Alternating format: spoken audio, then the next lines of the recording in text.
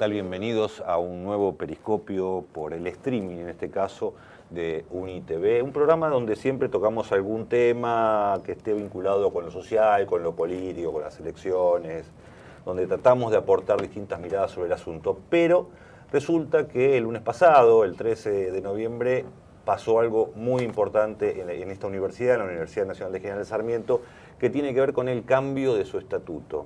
Una tarea importante, de muchos años de trabajo, que terminó en su asamblea aprobando ese nuevo estatuto. Por lo tanto, hoy vamos a hacer un programa espacial hablando justamente del estatuto, y es por eso que en el programa hoy somos unos cuantos que tienen que ver, como ustedes saben, con todos los claustros que hay en una universidad, que deben ponerse de acuerdo, a veces pensando de la misma manera, a veces pensando de manera distinta, para poder hacer, sería una especie de constitución de cómo funciona esta universidad, que además, para que se apruebe, necesita una mayoría especial, o sea, el 66%, las 2/3 partes de los votos, lo cual obviamente no es nada fácil de poder lograr, lo que llama a que haya mucho diálogo.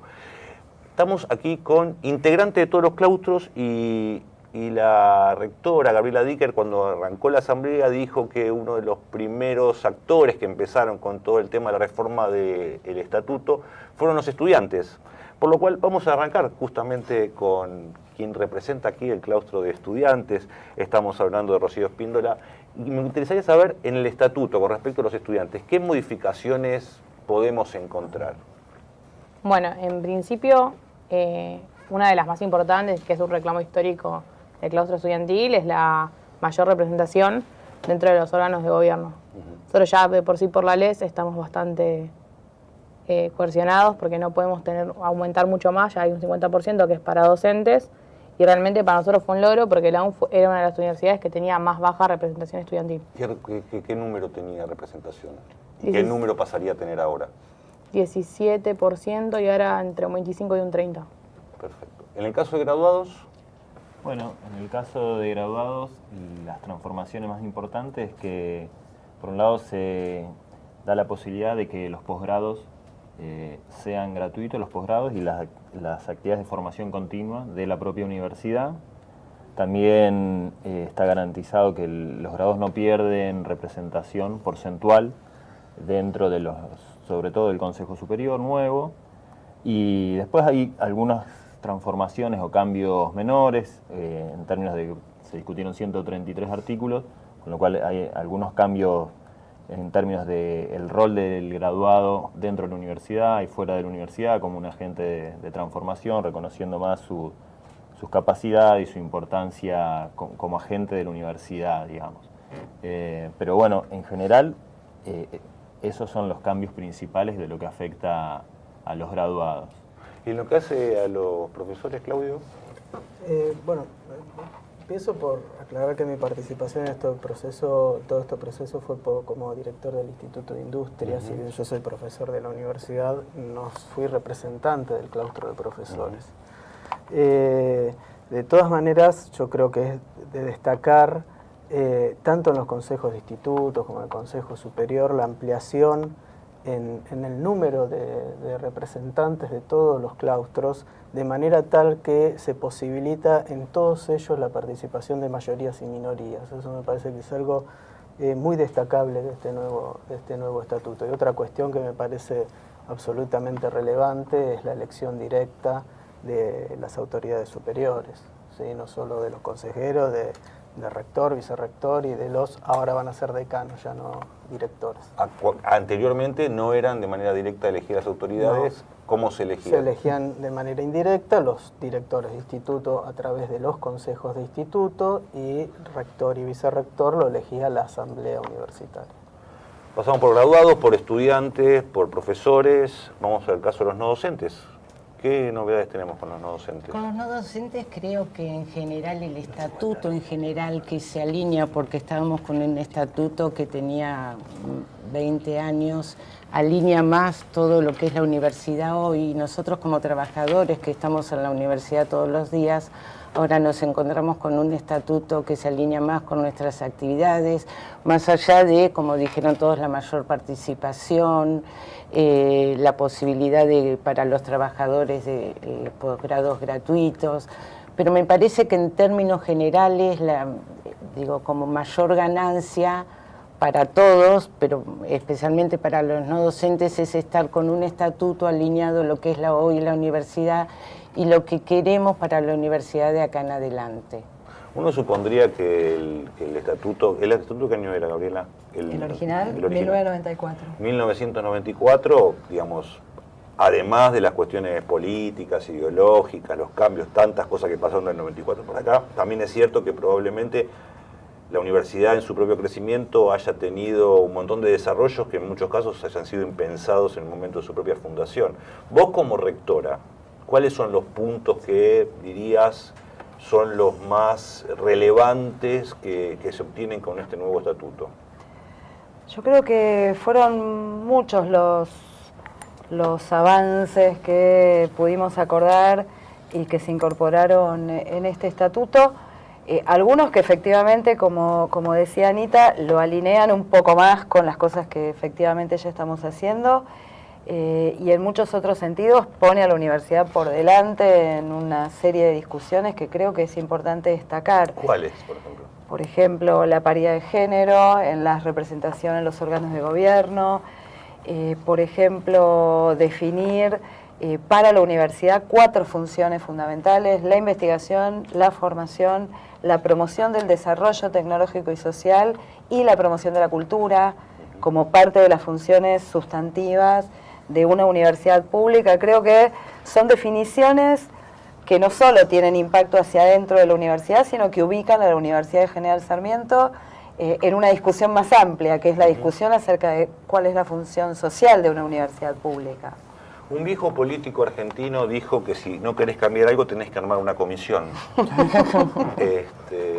Justamente hace 2 años y medio empezó a funcionar en este caso una comisión, la Comisión de Reforma del Estatuto. Yo supongo que en principio pocos pensarían que esa comisión iba a llegar a un puerto por lo menos más o menos razonable. Pero 2 años y medio de trabajo de una comisión, que en este caso se da como exitosa, me interesaría de algún modo, y cada uno desde su lugar, pensar cómo se fueron construyendo los acuerdos en esa comisión para llegar a una asamblea tranquila, o sea, sin donde en general ya había muchos acuerdos establecidos, salvo en algún par de casos, pero una asamblea muy tranquila. Y la primera pregunta que les hago, para aquel que no siguió de cerca el proceso, es cómo se discutió o si era posible no discutir que las representaciones se iban a dar en el marco de la Ley de Educación Superior o no. Debe haber sido la primera discusión a tener. No sé quién quiere arrancar con esto. Sí, era... Perdón. Arrancar. No, solo en relación con la ley, porque te imaginas que no me correspondería decir a mí que vamos a incumplir una ley nacional vigente. Con lo cual, por supuesto, fue una discusión, pero también hemos sostenido, y creo que responsablemente, todos los que formamos parte de esta universidad, que debíamos modificar nuestro estatuto en el marco de las leyes vigentes, y en todo caso comprometernos a trabajar para cambiar esa ley, claro, si es que no nos gusta. Así que esa primera discusión se saldó, yo diría, como un punto de partida de acuerdo para discutir el estatuto. ¿Se saldó rápido o no tan rápido? Sí, yo diría que sí, ¿no? No sé ustedes.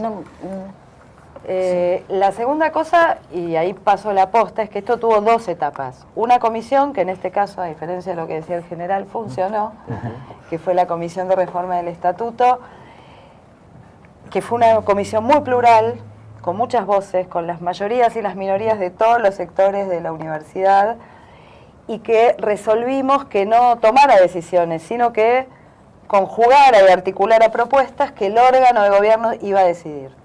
Y allí pasó al Consejo Superior casi todo este año, y ahí han tenido un protagonismo fundamental, sobre todo Claudio, como presidente de la Comisión de Asuntos Institucionales, que es la que decidió finalmente sobre todas esas propuestas, y un poco Ana también en una parte del estatuto desde otra comisión del Consejo Superior. Fue el órgano de gobierno de la universidad el que finalmente, con los insumos que la comisión le proveyó, terminó tomando decisiones y encontrando muchísimos puntos de encuentro. Claudio, ¿cuáles fueron los primeros acuerdos que se establecieron? Aparte, obviamente, de que iba a ser un estatuto legal. Bueno, a ver, yo no participé de la CRE, de la Comisión de Reforma del Estatuto. Realmente lo describió recién muy bien Gabriela. Creo que fue un órgano o una comisión donde estaban representados prácticamente todos los sectores de la universidad, de todos los claustros, todas las agrupaciones o sectores políticos o espacios que podríamos identificar, y la discusión fue muy amplia, llevó 2 años y medio, y en el producto, que fue un documento, estaban expresadas todas las opiniones. Algunos artículos tenían, creo que hasta 7 opciones diferentes o propuestas diferentes, con lo cual en realidad la razonabilidad del documento no era tan razonable, pero sí, como insumo, fue un insumo vasto y riquísimo para el trabajo que después tuvimos que hacer en la CAI. En la CAI... ¿Qué es la CAI? La CAI es la Comisión de Asuntos Institucionales del Consejo Superior, que tomamos ese documento de la Comisión de Reforma del Estatuto y a partir de eso elaboramos lo que fue, digamos, el germen de lo que... No, el germen fue aquel otro documento, pero elaboramos la primera propuesta de resolución que después se discutió en el plenario del Consejo Superior y pasó a la Asamblea. Yo destaco que los primeros acuerdos en realidad fueron sobre lo que es la sección 1 del actual estatuto, y que ya venía con mucho acuerdo desde la Comisión de Reforma del Estatuto. ¿Qué es la sección 1? La sección 1 es aquella donde están expresados los principios fundamentales que rigen a la vida de esta universidad. Y yo ahí lo que destaco es lo siguiente, que después lo que pudimos observar en el plenario, en la misma CAI, en la Asamblea, es que nuestras discusiones estuvieron centradas en las otras secciones, en cuestiones que tienen que ver con las representaciones en el cogobierno, en muchas cosas y discusiones muy ricas. Pero esos principios fundamentales, que los discutimos, pero los discutimos para mejorarlos, tuvimos acuerdos plenos. Y eso me parece que es absolutamente rescatable y hay que ponerlo en valor, porque allí es donde definimos que nuestra universidad es una universidad democrática, donde pusimos como parte central de nuestra universidad los derechos humanos, los derechos de todas las personas para acceder a la universidad, a la educación superior, los derechos de las personas con discapacidad, para que como parte central también del acceso a la universidad, donde se estableció la igualdad de género. Me parece que es ahí donde tuvimos los principales acuerdos y donde todos nos vimos reflejados como una comunidad. Es una reforma a la Constitución que hicimos en algún momento. Mario, ¿tenés algo para comentar de todo esto que estás viendo de acá? Porque en general pocas veces estamos con los protagonistas de la discusión política tan cara a cara. Digo, en general muchas veces las decisiones se toman en otro lado y nosotros opinamos sobre algunas cuestiones. Acá están ellos. Sí, por eso y también porque soy un invitado de la casa, digamos, externo, más que comentar, lo que me interesa es preguntar, ayudarte un poco hoy a preguntarle acá a los amigos y amigas por el significado de algo, una movida tan interesante, ¿no? Y también me gustaría como tratar de preguntarles un poco que la relación entre un movimiento como este, universitario, de la comunidad, con, de alguna manera, de afuera, ¿no? Para alguien que viene de afuera o para alguien que está viendo este programa desde afuera, algunos elementos, ¿no? Y ahora, rápidamente, 2 cosas. Evidentemente, toda la discusión, todo el proceso responde a una dinámica interna, ¿no? de necesidad, pero inevitablemente está en un contexto, ¿no? Y hay por ahí 2 cosas que quisiera preguntarle. Una, respecto me imagino que cuando empezaron a discutir era un contexto nacional y político, y cuando termina la reforma es otro. Y también, como decían antes, el estatuto anterior surge en una época, en el 94, de alguna manera cuyos elementos vuelven a aparecer. Entonces, si ustedes sienten que también es una manera de pararse, ya un poco Gabriela dijo algo al principio, de cierto modo en esta discusión que viene ahora, Y en ese sentido, si es algo muy propio de acá o si sienten que hay ciertas resonancias en otras universidades, en el sistema universitario en general. Ahora lo va a contestar, todo el mundo va a contestar esta pregunta que hizo Mario, que es empezar con una comisión en un gobierno y terminar en otro gobierno donde aparentemente los vientos vienen desde otras zonas. No se vayan, quédense que después de este corte vienen las respuestas de todos los claustros.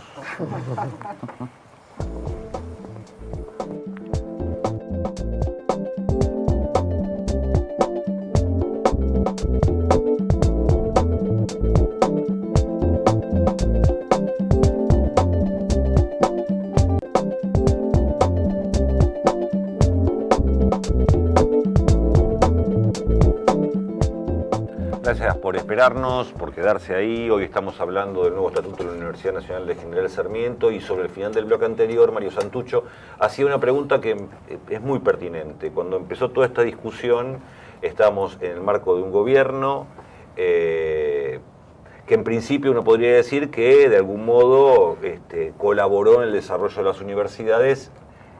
En el actual eso empieza a estar bastante en entredicho, o por lo menos según cuando relanzó el gobierno Macri después de las elecciones de medio término, nos dedicó un párrafo no muy agradable, por cierto.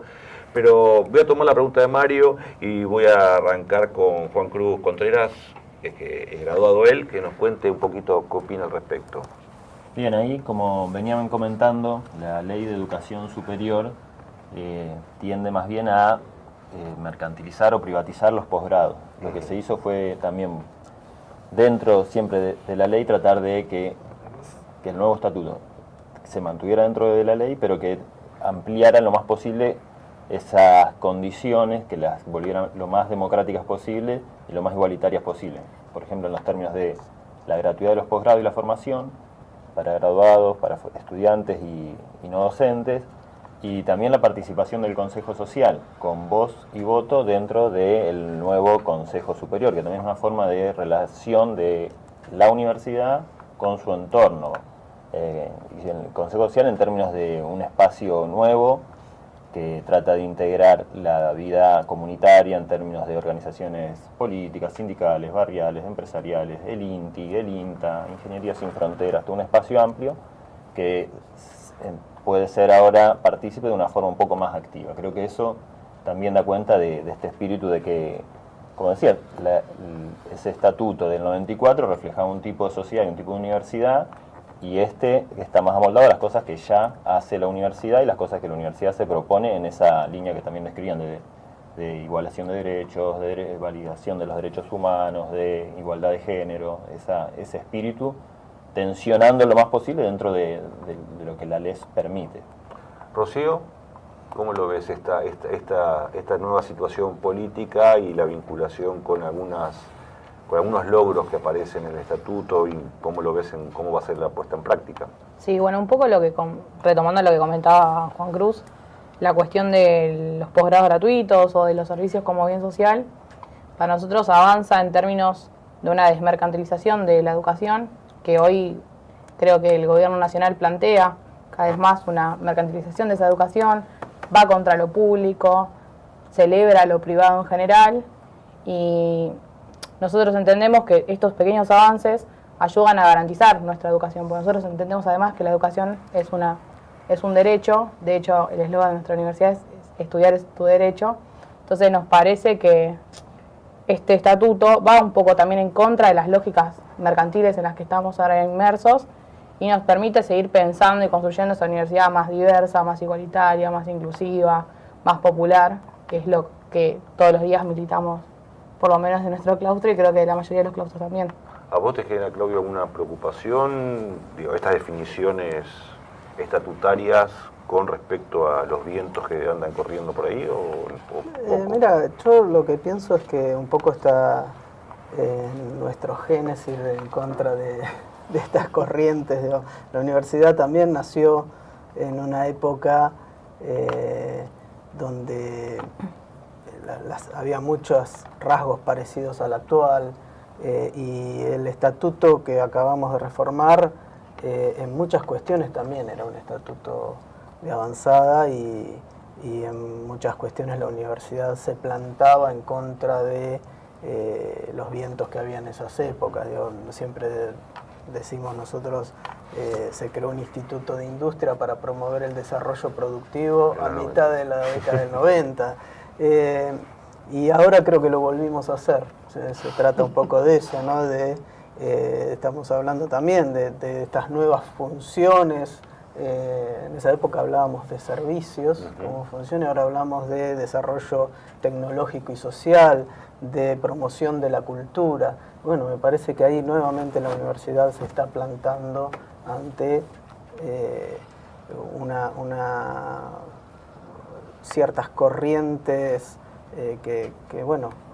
con las que nos toca vivir en este momento, con las que no estamos de acuerdo y que queremos otra cosa y promover otra cosa desde la universidad. Estamos en el 2017, el año que viene se cumplen 100 años de la reforma universitaria.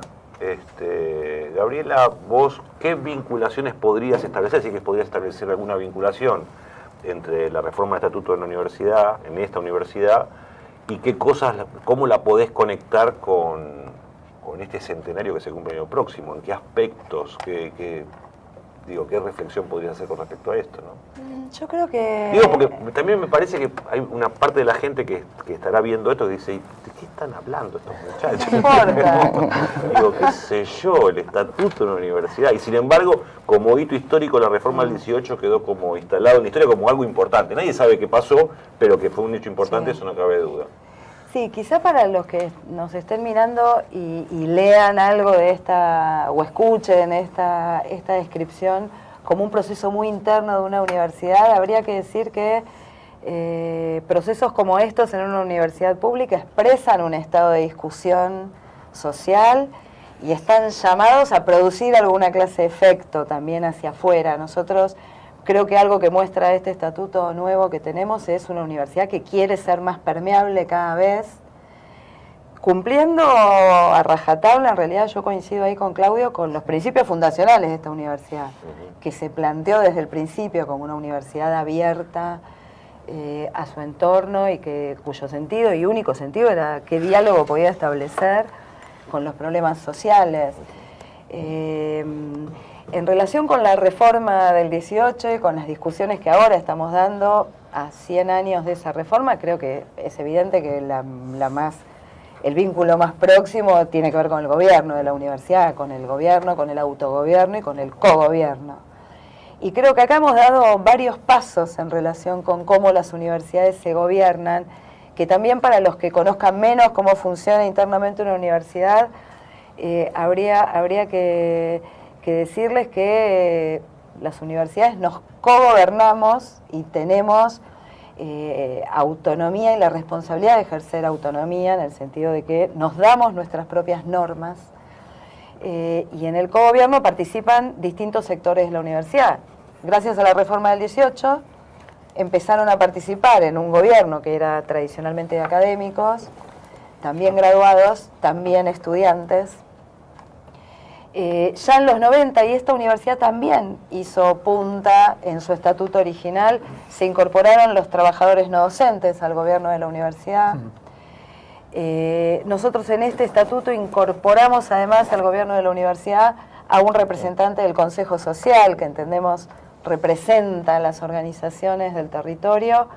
Repensamos cómo se representan los docentes en el gobierno. Y hoy tenemos la misma cantidad de asistentes que de profesores, docentes, participando en el gobierno de la universidad. Creo que repensamos el cogobierno y profundizamos, si se quiere, los principios y el camino abierto por la reforma. Y cuando decimos esto no es solo una puja por tener más representantes y levantar más manos, es porque una universidad que se dice democrática, que se dice autónoma, tiene que poder generar espacios de deliberación y de decisión en el que todas las voces están representadas y donde ninguna voz se arrogue el derecho de hablar en nombre de otros. Nos importa que cada uno hable en su propio nombre y yo creo que este estatuto genera muchas más posibilidades de que eso ocurra. Mario, ¿querías contar algo? Sí, ahí para volver a a la pregunta por la reforma universitaria del 18, ¿no? Yo creo que, no sé, ahí tiro como una pregunta, quizás sea una provocación también, que me parece que la reforma del 18 tenía dos grandes legados, ¿no? Tuvo por lo menos, seguro que más, pero uno es la democratización, que es lo que estabas contando, y me parece que en ese sentido una modificación como esta avanza y la complejiza y la conjuga de manera moderna. Y hay otro gran hito de esa reforma, que era la universidad convirtiéndose en vocera de la modernización, contra lo conservador, ¿no? Contra la universidad que venía tradicional del siglo XIX, ¿no? Mi sensación es que hoy esa bandera un poco hay que retomarla, ¿no? Porque aparece, por lo menos en la discusión pública y de cierta forma como se plantea, al gobierno hoy neoliberal como abanderado de una modernización, y más bien nosotros resistiendo eso, ¿no? Yo creo que el macrismo intentaría presentarse como una modernización sin mucha democratización, ¿no? Modernización sin democracia, o sin democratización por lo menos. Y me parece que la universidad sería interesante, ¿no? Que pueda tener una voz en esa discusión, además de sostenerse como baluarte de ámbitos democráticos, también disputar la bandera de la modernización. No sé si le...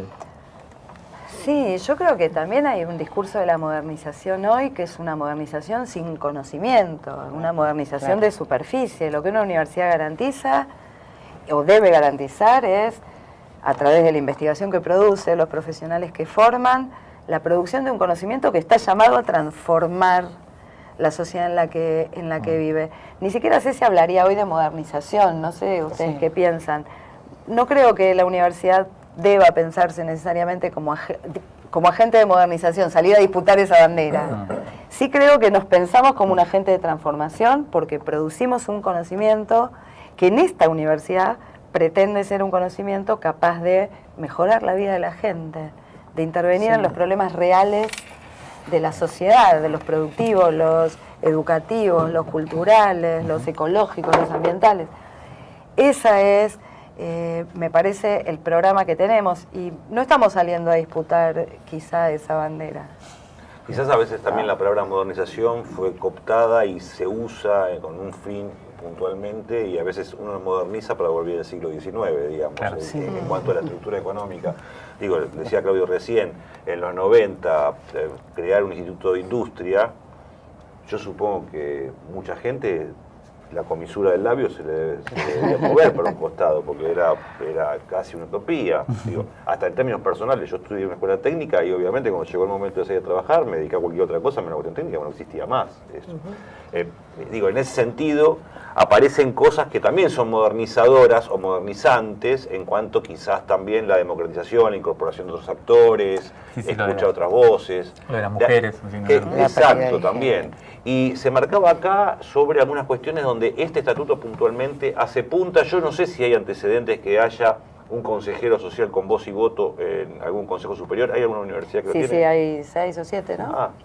¿Y en qué cosas más se hace punta? Le pregunto acá a la mesa en general. Bueno, no sé si existe la paridad de género. ¿Sí? Me parece que sí. Paridad de género. Sí, hay algunos estatutos que empiezan ahora a reformarse e introducen paridad de género y lenguaje no sexista. Todo nuestro estatuto está escrito en un lenguaje no sexista. Pero también ahí las universidades, más que resistir los cambios, somos claramente permeables a las discusiones de la época. Los estatutos reformados en el último año, todos la incluyen. Y en el caso de lo que respecta a cada uno de los claustros, ¿qué cosa novedosa, algo que aparece en un estatuto que no haya en otro estatuto? ¿Encuentran ustedes algo que no exista en ningún otro estatuto universitario de la Argentina? Y luego la pregunta sería, este tipo de avance... ¿No estudiamos esos estatutos? Sí que estudiamos. No, sí.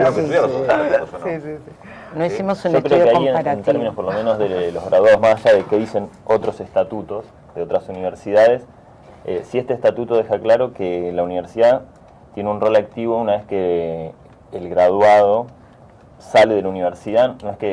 No tiene una visión de, bueno, yo te formo, una vez que te doy el título, te olvidas de la casa de estudios que te formó, sino que se plantea en distintos artículos una vinculación más estrecha. Y aparte, un estatuto, digamos, nombra, si se quiere, cuestiones generales, que después hay que reglamentar específicamente para aplicarlo, digamos, con la reglamentación de una ley. La ley dice, bueno, va a ser gratis los posgrados. Bueno, eso todavía falta reglamentarlo. Van a ser gratis la formación continua, que es más corto, si se quiere, que un posgrado de 2 años, quizá. Entonces, lo que yo creo que el estatuto deja claro es que el vínculo, en este caso, de los graduados con la universidad no se agota en la formación únicamente de grado, digamos, o la formación, te doy un título y salí, como la visión liberal de la universidad forma profesionales que van al mercado y después, listo, ya no tienen ningún vínculo con la casa que los formó, digamos. Creo que eso está presente, no sé qué tan presente está en otros estatutos, pero refleja también un poco el espíritu que tiene la universidad con los graduados, que quizá cuando en 1994 todavía faltaban 10 años para empezar a tener graduados. Claro. Entonces, fruto de ese proceso, de estos 20 años, este estatuto refleja algunas de esas problemáticas, inquietudes que tenían por lo menos los graduados y que fueron expresadas en estos distintos, en la CRE, en la CA y en los distintos espacios de discusión. Claro, cuando se hizo el otro estatuto, los graduados no existían, ahora tiene una participación concreta y puntual. ¿Cómo lo caracterizarías a los graduados de esta universidad, si tienen algún rasgo diferencial con respecto a quizás otras universidades? Sí, yo creo que hay algo muy puntual, quizá de esta universidad y de varias universidades del conurbano, es que el graduado de General Sarmiento tiene como cierta impronta de querer que su desarrollo laboral y cultural, político, todo sea, está muy afincado al territorio, que quizás es algo muy marcado en las universidades y no en las grandes, como la universidad, no sé, la de Córdoba, la UBA, La Plata, que son grandes urbes. Yo creo que el graduado, el estudiante, el no docente tiene una participación y una ida y vuelta con el territorio más marcado, y que ahí es un deseo y una práctica que eso se exprese en la vida diaria de la universidad misma, en todo lo que es las actividades culturales, el jardín maternal, todo se expresa como la vida, digamos, social, cultural, las salidas, todo está todavía muy vinculado a la universidad porque tiene un sentido de pertenencia muy grande. Yo les contaba el otro día a algunos graduados, yo paso por un aula y veo un ventilador prendido o una luz prendida y la apago, porque es casi como si fuese un cuarto de mi casa. Entonces, uno tiene como eso, uno no se va de la universidad una vez que se gradúa, sino que siempre tiene como algún tipo de vínculo. Juan Cruz Contreras es graduado, se tiene que ir. Vamos a hacer un corte para que se retire porque tiene obligaciones familiares, justamente. La gente tiende a tener hijos. Así son los graduados. Por ejemplo. Así que no se vayan y quédense porque decía Claudio al principio del programa que en el capítulo 1 se pusieron de acuerdo. Yo quiero saber cómo se pusieron de acuerdo. Quiero que me cuenten todos cómo se pusieron de acuerdo para definir los órganos de gobierno, que es lo picante. Así que no se vaya, quédese que en otro próximo bloque vamos a ver cómo fue ese punto, que es el punto.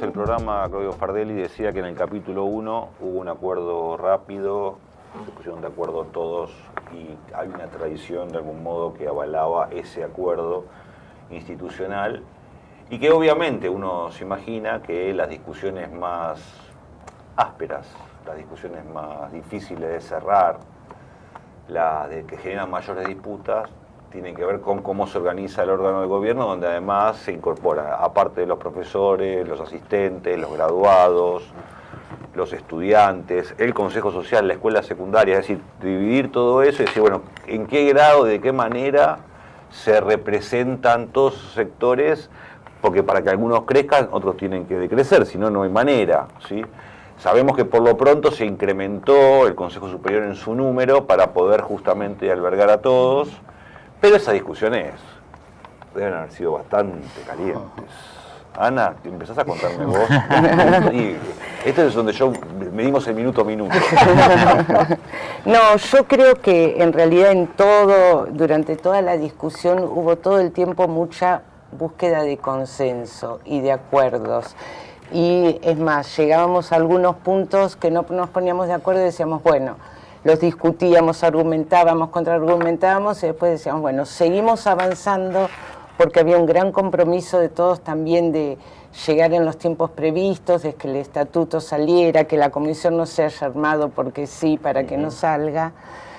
En el caso de los no docentes, había ahí como dos posiciones que, bueno, nos llevó a hacer asambleas, a hacer un plebiscito. Había un grupo que militábamos fervientemente el voto del Consejo Social, otro que no acordaba, pero que, bueno, con el sistema de representación y en esto que vos comentabas, de que si vota uno se corre un voto, así que fue reñido, fue duro. Hicimos asambleas, plebiscitos, mails, nos peleamos, pero llegamos a acuerdos. Después se definió en votación y acá estamos con el estatuto. Pero creo que más allá de esas, discusiones y los mails y las asambleas y los plebiscitos no vinculantes y todo lo que se hizo, había por parte de todos búsquedas de acuerdos y de consensos, y decir, bueno, esta no la gané, no salió, bueno, vamos por acá. Sí, porque debe ser difícil de pensar, cuando aparece. Hay un imaginario, yo conozco algunos imaginarios donde los estudiantes piensan que son los más importantes de la universidad, los profesores que son los más importantes de la universidad, los no docentes los más importantes de la universidad, los funcionarios los más importantes de la universidad, que sin cada uno de esos espacios la universidad no tiene sentido. Ahora, a la hora de poner la representación ahí, debe ser una cuestión bastante áspera, por lo que contaba Ana. Además, hacia el interior. Yo pensé, cuando decía la pregunta, pensaba en las disputas con los otros claustros, con los otros espacios, no incluso hacia el interior del propio claustro. En nuestro claustro se dio una discusión interna. Una discusión interna.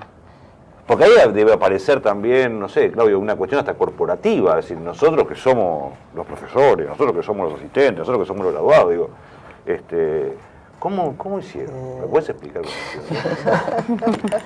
Bueno, sí, está claro, no solo el claustro no docente tuvo su discusión interna, en el claustro docente también, y fue muy fuerte, creo que hasta último momento incluso se planteó en la propia asamblea esta discusión de si unificar el claustro y que sea un claustro único que contenga profesores y asistentes o mantenerlo separado. Y si era separado, con qué proporción de profesores, con qué proporción de asistentes, digamos. Esto fue por ejemplo, una de las tantas discusiones que creo atravesó todos estos 3 años de proceso. Yo creo que sí, un poco lo que decía Ana, lo que hay que destacar es el compromiso y responsabilidad de todos los actores presentes, y es por eso que se pudieron llegar a estos acuerdos. En la CRE fueron 2 años y pico de discusión, de mucha discusión, muy apasionada, pero tenía la ventaja que finalmente todas las posiciones quedaban en el documento. Claro. Entonces, si no se llegaba a un acuerdo, no se llegaba a un acuerdo y no pasaba nada. En la CAI fue cuando nos encontramos con el problema de estaban todas esas posiciones planteadas, más algunas que teníamos los que conformábamos la CAI que no habían que ver. Y bueno, la verdad es que por lo menos el trabajo de la CAI, que fue un trabajo de 8 meses, fue un trabajo de mucha conciencia de llegar a los mayores acuerdos posibles. Como les decía al principio, el documento de la CRE tenía opciones, hasta 7 opciones en varios artículos, y nosotros terminamos elevando al Consejo Superior una propuesta de resolución de nuevo estatuto donde había diferentes opciones, creo que en 5 o 6 artículos nada más, con lo cual fue un esfuerzo muy grande, no solo de quienes integrábamos la CAI, de de las chicas de asistencia al Consejo Superior, de otros compañeros que ayudaron y colaboraron ordenando el documento de la CRE para trabajar mejor. Y después, bueno, las discusiones fueron discusiones, se dieron dentro del Consejo Superior y se dieron por fuera del Consejo Superior, así como los no docentes hicieron asambleas, los distintos componentes de los claustros de profesores, de asistentes, imagino que en estudiantes pasó lo mismo, también hicieron sus encuentros, sus reuniones, hubo reuniones cruzadas de distinto tipo que fueron las que fueron acercando posiciones de alguna manera, algunas posiciones se terminaron de acercar creo que el propio día de la asamblea, y finalmente creo que logramos aprobar un estatuto. Yo estoy muy orgulloso del estatuto que logramos aprobar. Me parece que es un estatuto, no lo voy a poner en términos de mejor o peor del anterior, pero me parece que expresa cabalmente, como decía yo hace un ratito, aquellas cosas que como comunidad universitaria creemos y sostenemos. Y el proceso que se dio creo que fue un proceso bastante sano y bueno por los espacios de debate que hubo, por más allá de algún enojo que pudo haber habido, pero propio de la pasión que despierta discutir estas cuestiones. Sí, aparte que no es lo mismo discutir cuando vos tenías una representación y a partir del estatuto vas a tener una representación menor que cuando vas a tener una representación mayor. Y lo planteo centralmente por el claustro estudiantil, porque si bien tuvieron una actitud muy destacada en la asamblea, tampoco formó parte de toda la comunidad de estudiantes como un tema que no pasó con, me parece a mí, que a lo mejor me equivoco, con la relevancia que efectivamente tiene. Sí, creo que de hecho en ese sentido tenemos que hacer cargo de las distintas agrupaciones de que tanto repercutió en el claustro estudiantil lo que sucedió en la asamblea, que realmente fue algo bastante histórico para nuestra universidad, además de los logros que tuvimos como claustro, y la realidad es que llegamos con muchísimas discusiones a la CRE en su momento, al Consejo Superior después. ¿Cuál es los núcleos de esas discusiones? De hecho, creo que se dio en la asamblea la cuestión hasta de si votar o no la reforma. O sea, ya desde ese punto hasta el resto de los artículos era problemático. Llevamos discutiendo a la asamblea, seguimos en la asamblea discutiendo. Durante la asamblea. En la asamblea también estamos todos sentados en el mismo espacio discutiendo entre nosotros. De si apoyamos esto, que no, ¿por qué no te vas? Entonces andate. Entonces, bueno, hubo unas ciertas discusiones. Cuando era que dice andate no es que la estaba echando de mal modo, sino que era para... No, eran unas cuestiones de quórum y demás. Pero, bueno, sí, de hecho, la primera instancia que tuvimos fue la famosa charla de debate antes del inicio de la CRE, que terminó también con silbido, gente que se iba, se formó una especie de asamblea, fue... Así todos nuestros espacios terminan de esa manera. Debate entre representantes estudiantiles con diferentes posiciones. Sí, claro. Sí. Sí, además en ese momento por ahí hoy somos menos agrupaciones que participamos dentro de lo que fue la reforma, pero en el inicio de la CRE eran muchísimos. Entonces se encontraron muchísimas posturas que por ahí en algunas cosas estábamos de acuerdo, pero en otras eran totalmente divergentes, y creo que en la asamblea también se pudo ver eso.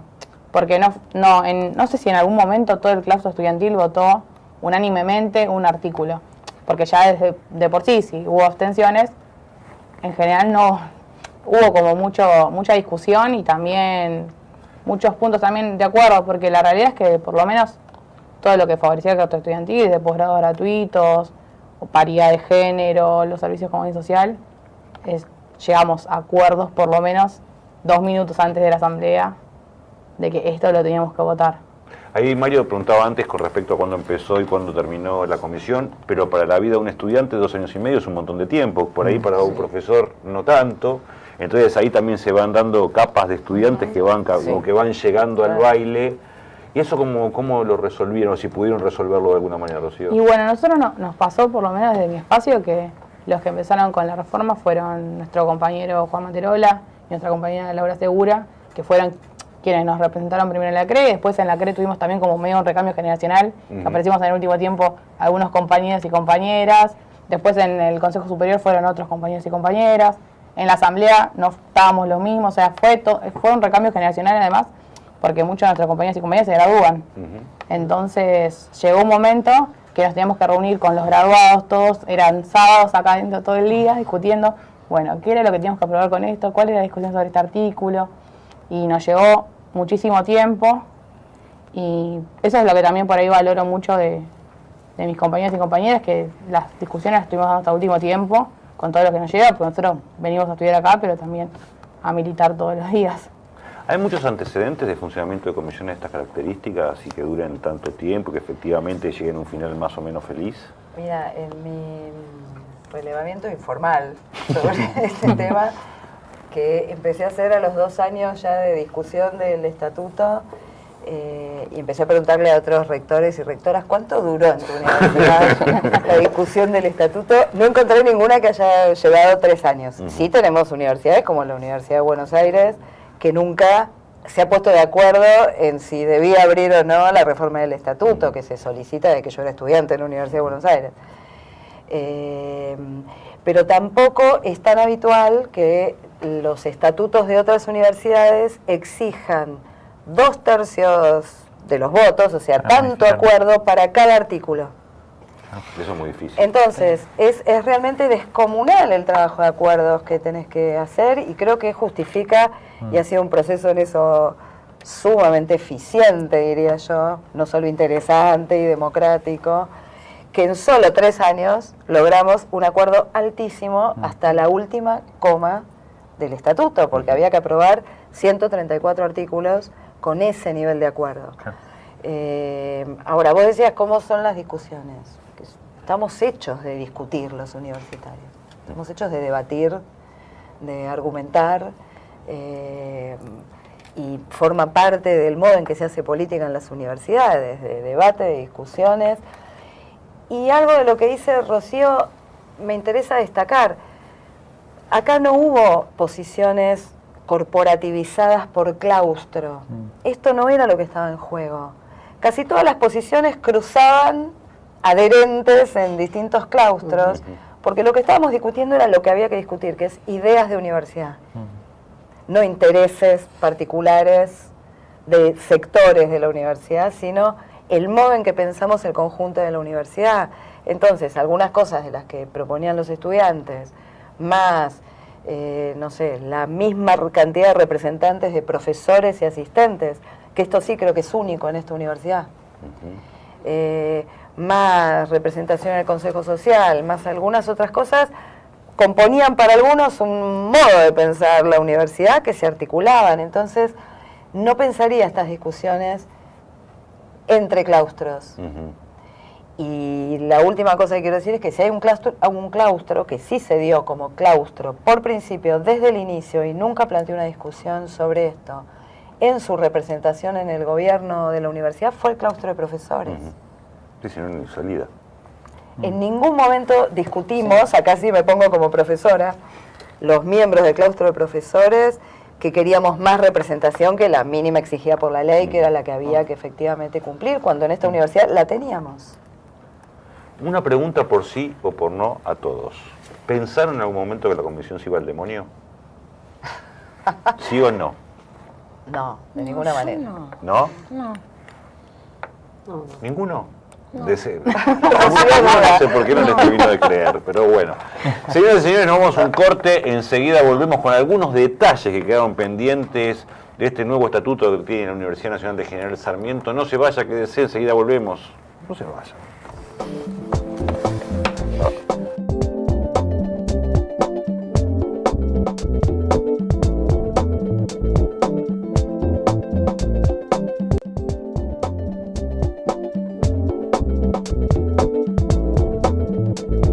Bueno, estamos en el final del periscopio del día de hoy. Siempre discutimos con Mario, con Pía, temas de la actualidad. Casi pocas veces estamos vinculados a muy buenas noticias. En general no son buenas noticias las que tenemos en este programa. Tenemos distintas opiniones, distintas miradas, pero siempre con algo está por pasar, algo está por venir y que viene el huracán sobre nosotros. Se han puesto. Así que vamos a aprovechar para festejar que una buena nos ha pasado. Y los invito, ¿alguien quiere decir algo sobre el final, algo que le haya quedado, alguna cosa que les haya quedado para... alguna recomendación a otra universidad para que emprendan el mismo camino? No sé. que no cree una comisión. Sí, Sí, funciona. sí. La nuestra funciona. ¿Querés decir algo? No, yo solo diría, lo dijo Claudio, ya tenemos que estar muy orgullosos del estatuto que tenemos y del modo en que lo hemos producido. Creo que las dos cosas muestran unas particularidades de esta universidad que creo que hacen una diferencia en el sistema universitario. Mario, ¿querés decir algo? No, básicamente decir que en realidad lo más interesante viene ahora, ¿no? Una vez que se ponga en práctica, qué efectos va a tener, un poco Gabriela decía, tanto acá adentro como en la región, ¿no? En el territorio en el cual una universidad se preocupa tanto por eso, y también qué tipo de repercusión va a tener en otros espacios institucionales, ¿no? O sea que me parece que también lo más interesante está por verse. Sí. ¿Ustedes algo quieren contar? No, yo rescato la paridad de género. Bastante, porque me parece que justo en un momento donde el movimiento de mujeres crece cada día más, poder tener estas pequeñas victorias dentro de nuestra universidad es un gran logro. Una buena noticia tuvimos hoy en el Periscopio, espero que se repita en programas futuros también. Ahora vamos a invitar a todos los compañeros del canal a que vengan a festejar y a brindar por el nuevo estatuto que tenemos en la Universidad Nacional de General Sarmiento. Si usted tiene a mano una copa, pues la manotea y festeja con nosotros. Así que acérquense. todos ellos, Cada uno ¿no? se agarra su copita, vamos a brindar. ¿Van a venir los muchachos o no van a venir los muchachos, por favor? Muy bien, todos munidos. Felicitaciones. ¿Marta no viene? Señorita Rocío, felicitaciones. Señora rectora, felicitaciones. Muchas gracias. Felicitaciones. Muchas gracias. En cámara. No pensé que un programa nos había No, yo tampoco. Estaban ahí. Ahí está. Bien. Está re Bueno, nos bueno. encontraremos la semana que viene en otro Periscopio aquí en UniTV. Usted ya sabe, ahora puede seguir viendo lo que sigue, que también está bastante bueno. Adiós. No brindamos con ustedes.